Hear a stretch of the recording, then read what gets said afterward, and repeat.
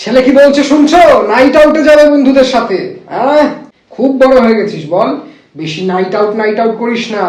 ঘর থেকে আউট করে দিতে আমার 2 মিনিট কিন্তু ভাবতে হবে না। হ্যাঁ, আমাদের সময় একটা জুতো নিয়ে আমরা বছরের পর বছর পুজো কাটাতাম। পুজো পুজো করে লাফাচ্ছ লাফাও, কিচ্ছু বলছি না। পুজোর পর পরীক্ষাও আছে, সেটা মনে রেখো। আর এদের পয়লা বৈশাখে একটা নতুন জুতো, পুজোর সময় নতুন জুতো, আবার কালী পুজোর সময় বলবি আর একটা নতুন জুতো। দেখাচ্ছি তোমার জুতো। রেজাল্ট যদি খারাপ হয়, ওই ঢাকের কাঠি তোর পিঠে আমি বাজাবো। নিজে তো ইনকাম করো না, নিজে ইনকাম করো, তারপর দেখবো ওই পুজো নিয়ে কত এক্সাইটমেন্ট থাকে। নিজের পয়সা খরচ করার বেলায় সব দেখবো আমি। মেন পুজো হচ্ছে গিয়ে ষষ্ঠী থেকে দশমী। ওই প্রথমা থেকে বেরিয়ে বাড়াবাড়ি এইসব আমার বাড়িতে চলবে না। কি গো শুনছো? ছেলে একটু বেশি পাঞ্জাবি পাঞ্জাবি করছে এবছর।